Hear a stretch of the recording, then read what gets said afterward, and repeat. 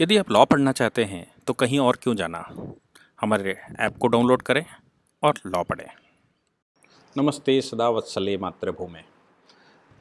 आज हम लोग डिस्कशन करने वाले हैं फ्रांस में जिस प्रकार से जो गतिविधि चली और आज फ्रांस के एक चर्च में जिस प्रकार से इस्लामिक चरमपंथियों ने हमला किया और उस हमले में एटलीस्ट 3 लोगों की मृत्यु हो गई। चाकुओं से हमला किया गया, 3 लोगों की मृत्यु हो गई और कई लोग घायल हुए हैं। हालांकि उस समय चर्च में गैदरिंग ज़्यादा नहीं थी, लेकिन करने वालों ने बहुत कुछ गलत किया। उसके साथ साथ डिस्कशन करेंगे फ्रांस ने किस प्रकार से इस्लामी चरमपंथ के खिलाफ मोर्चा खोला है और पूरे इस्लामिक जगत में आज की तारीख में फ्रांस उनके आंखों को खटक रहा है। और मैं इस पर भी विशेष ध्यान देना चाहूँगा कि हिंदुस्तान ने खुलकर, भारत के शासकों ने, भारत की फॉरेन मिनिस्ट्री ने खुलकर फ्रांस का समर्थन कर दिया है। घटनाक्रम देखते हैं। हम सबको मालूम है कि सऊदी अरेबिया इस्लामिक ऑर्गेनाइजेशन का हेड है और वो इस समय इस्लामिक जगत को हेड करता है, लेकिन वो लिबरल भी है थोड़ा सा, मैं बहुत नहीं कह रहा हूँ, थोड़ा लिबरल है। इस लिबरली में अभी जो प्रकरण चल रहा है वो ये है कि टर्की, जो ओटोमन एम्पायर का हेड हुआ करता था, 1924 तक टर्की में खलीफा हुआ करता था, टर्की अपने स्थान को पुनः लेने की कोशिश कर रहा है। इसलिए वो इस्लाम के नाम से किसी भी हद तक जाने को तैयार है, चाहे वो FATF में पाकिस्तान का समर्थन करना हो, चाहे जम्मू कश्मीर के मामले में उसको हिंदुस्तान का विरोध करना हो, वो सब स्तर पर जाने को तैयार है। फ्रांस में चार्ली हेब्डो नाम की एक मैगजीन ने, मैं इसलिए कह रहा हूं कि हिंदुस्तान के नहीं, जो हमारी भाषा समझ सकते हैं, संसार के हर एक मुसलमान को ये बात सोचनी चाहिए कि क्या चार्ली हेब्डो की जिस मैगजीन के कवर पेज को लेकर ये सारा विवाद चला और पूरे संसार में इस समय इस्लामिक कंट्रियों में प्रोटेस्ट चल रहे हैं, वो क्या उन्होंने देखा है? मैं आपको बता दूं कि हुआ क्या कि वो मैगजीन का कवर पेज मैंने ढूंढा तो एक दाढ़ी वाला मुसलमान उसमें है, उसमें जीसस क्राइस्ट या जीसस कुछ स्पेलिंग फ्रेंच में लिखी हुई है, जीसस क्राइस्ट ऐसा कुछ लिखा हुआ है, बस इतना सा उस पर लिखा है। बाकी अंदर उस पर आर्टिकल लिखे होंगे कि भाई इस्लाम क्या कर रहा है। लेकिन वो जो कवर पेज है उसमें यह पता लग रहा है कि कोई मुसलमान है, मतलब। और अगर उनके दूसरे कवर पेजों पर जाएंगे तो उन कवर पेजेस पर भी वो कार्टून, चूंकि उनका स्वभाव है, वो मैगजीन इस आधार पर बनी है कि वो कार्टून बनाकर उसका इंटरप्रिटेशन करते हैं। यानी कि वो ओरिजिनल पिक्चर लगाने की बजाय कार्टून लगाना पसंद करते हैं, उसी प्रकार का एक कार्टून बनाते हैं और उस पर स्टोरी लिखते हैं। अंदर स्टोरी इस्लाम पर लिखी होंगी, इसलिए लोगों ने यह मतलब निकाला कि जो कवर पेज पर मुल्ला बना हुआ है वो उनके प्रॉफिट का तस्वीर है, जबकि कहीं नहीं लिखा कि ये किसकी तस्वीर है। और उस प्रकार की तस्वीरें वो बहुत सारी पहले भी जो उनके एपिसोड निकले हैं, इश्यूज निकले हैं, उनमें भी है। मैं कहूँगा कि आपको 1178 या 1180 नंबर की उनका जो इशू है उस पर वो सब कुछ था। आप इंटरनेट पर ढूंढेंगे तो आपको मिल जाएगा, सबको बिल्कुल साफ क्लियर हो जाएगा कि आखिर माजरा क्या था।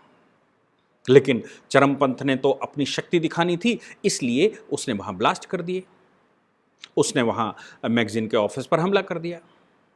अब सवाल यह पैदा होता है कि संसार के जो आधुनिक कंट्रीज हैं वो रिलीजियस थॉट्स के आधार पर चलेंगे, जो अपने आप को सेकुलर एटलीस्ट कहते हैं, वो रिलीजियस थॉट के आधार पर चलेंगे या अपने संविधान के आधार पर चलेंगे।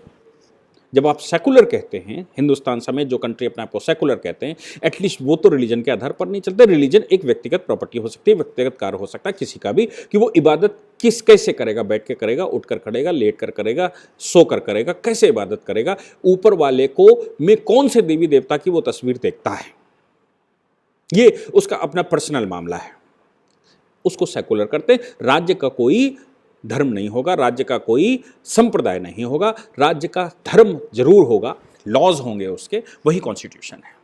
हम यहाँ उसको धर्म कहते हैं, धर्म की कोई भी इंग्लिश वर्जन नहीं है, रिलीजन को हिंदी में संप्रदाय कहते हैं। तो फ्रांस में ये घटना हुई तो जाहिर सी बात है कि फ्रांस या कोई भी कंट्री अपने नागरिकों की सुरक्षा करने के लिए किसी भी चरम पर, चाहे वो हिंदू चरम पंथ पर पहुंच जाए, चरम पर पहुंच जाए, चाहे वो मुसलमान पहुंच जाए, चाहे वो क्रिश्चियन क्यों ना पहुंच जाए, या कोई और चरम पर पहुंचेगा, तो वो अपने संविधान के अनुसार उस पर कार्रवाई करेगा। फ्रांस ने ऐसा कार्रवाई करने का सोचा और स्टेटमेंट दे दिया। कोर्ट में केस चलने जा रहा था। चार्ली हेब्दो मैगजीन ने कहा कि चूंकि कोर्ट में केस चलने जा रहा है, इसलिए हम उस कार्टून को दोबारा छापने जा रहे हैं जिस कार्टून की वजह से ये सब कुछ विवाद हुआ, और उन्होंने उस पर स्टोरी बनाई। कुछ लोग फ्रांस के राष्ट्रपति से मिलने गए और उन्होंने कहा कि हमारे रिलीजन का उल्लंघन है। फ्रांस के राष्ट्रपति ने कहा कि राज्य का कोई रिलीजन नहीं है, राज्य कॉन्स्टिट्यूशन के आधार पर चलता है और कॉन्स्टिट्यूशन इस प्रकार की किसी भी चर्चा को मना नहीं करता। हमारे राज्य में रिलीजन पर भी चर्चा होनी चाहिए और रिलीजन पर चर्चा के साथ साथ उस पर और गहराई से काम होना चाहिए। ये freedom of speech and expression है। जब तक आपको सीधा कोई थ्रेट ना हो तब तक डिस्कशन जरूर होना चाहिए, एंड डिस्कशंस पर कोई रिस्ट्रिक्शन नहीं है। डिस्कशन अगर कॉन्स्टिट्यूशन के खिलाफ जाता है तो ही उसको रोका जा सकता है, ये उन्होंने कहा। पब्लिक स्टेटमेंट उन्होंने दिया। उसके बाद एक टीचर की हत्या हो गई जिसने शायद उस मैगजीन को क्लास में दिखाने की कोशिश की होगी जो पुरानी छपी थी। अभी उस पर इन्वेस्टिगेशन बैठा हुआ है और आगे वो चलेगा। लेकिन सवाल यहां पर यह आता है कि जब उसकी हत्या हुई तो राष्ट्रपति को, कोई भी हिंदुस्तान का प्रधानमंत्री होता तो क्या स्टेटमेंट देता? फ्रांस के राष्ट्रपति ने सीधा स्टेटमेंट दिया कि यह स्वीकार नहीं किया जा सकता। क्यों? क्योंकि हम एक डेमोक्रेटिक कंट्री हैं, हम एक सेकुलर कंट्री हैं। सेकुलर कंट्री होने के नाते हमारे यहाँ कोई भी रिलीजियस चरमपंथ का सांप्रदायिक संप्रदाय को कोई स्थान नहीं। हमारे यहाँ सद्भावना रखनी पड़ेगी, कॉन्स्टिट्यूशन को मानना पड़ेगा। इस बात को लेकर इजिप्ट टर्की, जो मैंने पहले भी कहा कि वो मौका ढूंढ रहा है, टर्की के राष्ट्रपति एर्डोगन ने स्टेटमेंट दे डाला फ्रांस के राष्ट्रपति के खिलाफ। ये स्टेटमेंट केवल ये स्वाभाविक, ये कम बात नहीं है, क्योंकि टर्की जो है वो कुछ और करने जा रहा था और टर्की पहले अलायंस हुआ करता था फ्रांस का। उस फ्रांस के अलायंस होते समय फ्रांस से उनका कुछ कन्फ्लिक्ट हुआ वारशिप्स को लेकर। वहां से 2 साल पहले यह प्रकरण शुरू हुआ था, लेकिन अब उसको रंग दे दिया एर्डोगन ने रिलीजियस, क्योंकि सबसे आसान काम यही है कि अगर आपके कोई वश ना चल रहा हो तो आम जनता को भड़का दो, रिलीजन के नाम से भड़का दो। वो संसार के सारे देशों में ये अपोजिशन करता है या दूसरे देशों के लिए करता है। इस्लामिक चरमपंथ तो खास तौर से करता है। उसने ये अब हथियार के रूप में इसका इस्तेमाल करता है। हथियार के रूप में इस्लामिक कंट्रियों में प्रोटेस्ट होना शुरू हुआ, अल्लाह अकबर के नारे दिए गए और पुतले फूकने शुरू हुए। शुक्र है कि हिंदुस्तान में अभी कोई घटना ऐसी नहीं आई। मुझे लगता है कि हिंदुस्तान का मुसलमान सुधर रहा है और वो हिंदुस्तान की मूल प्रवृत्ति की तरफ जा रहा है। उसके मस्तिष्क में हिंदुस्तान की मूल प्रवृत्ति, संस्कृति कहीं ना कहीं स्थान बना रही है। इसलिए उनको साधुवाद कि उन्होंने फ्रांस की घटना को, वो उनका इंटरनल मैटर है, भारत में उसके लिए प्रोटेस्ट नहीं होने चाहिए। या ये कहें कि मोदी मैजिक किस स्तर पर आ चुका है, पाकिस्तान इस समय पैदल हो चुका है, उस पाकिस्तान की मदद टर्की कर रहा है, तो बाकी हिंदुस्तान में क्या होगा? इन सब बातों को ध्यान में रखते हुए ये सारा प्रकरण जो संसार में चल रहा है, इस प्रकरण में फ्रांस के राष्ट्रपति ने सीधा स्टेटमेंट दिया कि we will enforce the law and we will secure that how this will be enforced. और जहाँ जहाँ भी इसके ट्रेनिंग सेंटर और इस प्रकार के अनमादी बातें बताने के लिए इंस्टीट्यूट चलते हैं, चाहे वो मस्जिदें हों, चाहे वो मदरसे हों जो फ्रांस में चलते हैं, उनको सबको हम बंद करेंगे। व्यक्तिगत आपका अपना इबादत है, वो आप मर्जी हो उसकी करें, उसके लिए राज्य सेकुलर है। लेकिन जहाँ कहीं भी कॉन्स्टिट्यूशन के अगेंस्ट में कुछ भी समझाने का प्रयास होगा, चाहे वो किसी के नाम से हो, चाहे वो रिलीजन के नाम से हो, चाहे वो इंटेलिजेंस के नाम से हो, चाहे वो इंटेलेक्चुअल के नाम से हो, लेकिन उसका विरोध करेंगे और उसको बंद करेंगे। We will secure the law. मुझे नहीं लगता कि इसमें कुछ गलत कहा। आज चर्च पर हमला करके जिन्होंने आतंकवादियों ने हमला किया, उन्होंने कहा कि अल्लाह अकबर के नारे लगा रहे थे। वो हमला करने के बाद चाकुओं से हमला किया। फ्रांस सरकार इस समय पूरी मुस्तैदी से लगी हुई है कि वो चरमपंथ को कैसे समाप्त करे। अच्छी बात इसमें यह है कि भारत सरकार ने आज सुबह ही ये सीधा सीधा स्टेटमेंट दिया कि हम ऐसी दुखद घड़ी में फ्रांस के साथ हैं और किसी भी कंट्री को अपने इंटरनल मैटर्स को संभालने का अधिकार है और राज्य के अंदर डिस्टर्बेंस ना हो, किसी भी नाम से डिस्टर्बेंस ना हो, उसके लिए उसको अधिकार है कि वो अपने कानूनों में किस प्रकार संशोधन करता है और वो कैसे इन्फोर्स करेगा।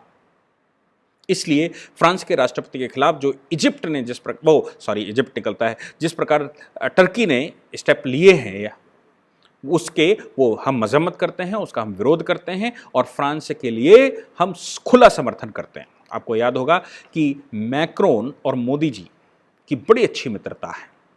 मोदी जी के अगर संसार में कोई तीन बहुत अच्छे मित्र माने जाते हैं, कि 3 या 4 कोई बहुत अच्छे मित्र हैं, तो उनमें डोनाल्ड ट्रंप माने जाते हैं, उसमें फ्रांस के राष्ट्रपति मैक्रोन माने जाते हैं, उसमें इजराइल के राष्ट्रपति माने जाते हैं और रशिया के राष्ट्रपति माने जाते हैं। ये संसार में अग्रणी देश भी हैं।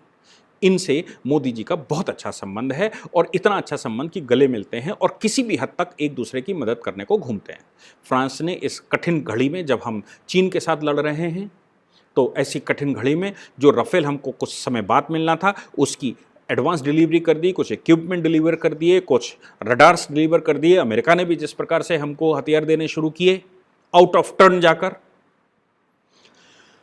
इजराइल ने जिस प्रकार से हमें टेक्नोलॉजी देनी शुरू करी आउट ऑफ टर्न जाकर, और जिस प्रकार से कम्युनिस्ट कंट्री होते हुए, रशिया कम्युनिस्ट कंट्री होते हुए भी वो चीन के साथ खड़ा ना होकर वो हिंदुस्तान को इक्विपमेंट दे रहा है, तो ये दिखा रहा है कि हिंदुस्तान की जो दोस्तियां हैं, चाहे वो जापान के साथ हो, चाहे इन कंट्रियों के साथ हो, 4-5 कंट्रियों के साथ, वो बहुत स्ट्रांग है, बहुत स्ट्रांग बॉन्ड बनाया है। हिंदुस्तान के किसी भी खतरे के लिए ये 4-5 देश किसी भी हद तक हिंदुस्तान के साथ खड़े होने को तैयार हैं।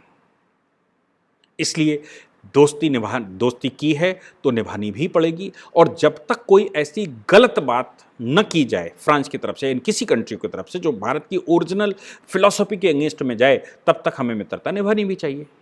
और भारत की ओरिजिनल फिलॉसफी ये है कि वी आर सेकुलर, राज्य का कोई संप्रदाय नहीं है, और राज्य का संप्रदाय नहीं है, इसलिए लॉ एंड ऑर्डर मेंटेन करना ही राज्य का दायित्व बनता है। राज्य में बैठे व्यक्तियों का संप्रदाय हो सकता है, राष्ट्रपति प्रधानमंत्री का संप्रदाय हो सकता है, वो विशेष रूप से कौन से मंदिर में जाएंगे ये उनका व्यक्तिगत मामला हो सकता है, लेकिन राज्य का अपना कोई रिलीजन नहीं है। इसलिए रिलीजन के नाम से संसार में कहीं पर भी कोई उन्माद होता है तो हिंदुस्तान सेकुलर कंट्री होने के नाते उस उन्माद का विरोध करेगा, चाहे उन देशों में हिंदू ही चरमपंथ क्यों ना फैला रहा हो। हालांकि हिंदू स्वभाव ऐसा है नहीं, वो कभी कर नहीं सकता, लेकिन फिर भी अगर भविष्य में कभी ऐसा उसको बरगला कर करवाया जा रहा हो तो भी हिंदुस्तान उसको सपोर्ट कभी नहीं कर सकता। इसलिए मुझे लगता है कि अब जो भारत ने जिस प्रकार से उनका सहयोग करने की घोषणा की है वो काबिल तारीफ है और भारत की अपनी मूल प्रवृत्ति के अनुसार है। Thank you very much. इस पूरी ऑर्गेनाइजेशन को चलाने के लिए आप नीचे डिस्क्रिप्शन से हमारे ऐप को डाउनलोड कर सकते हैं, जिससे कि लॉ स्टूडेंट्स को, लॉयर्स को और आम आदमी जो लॉ जानना चाहता है वो पेड क्लासेस का लाभ ले सकता है।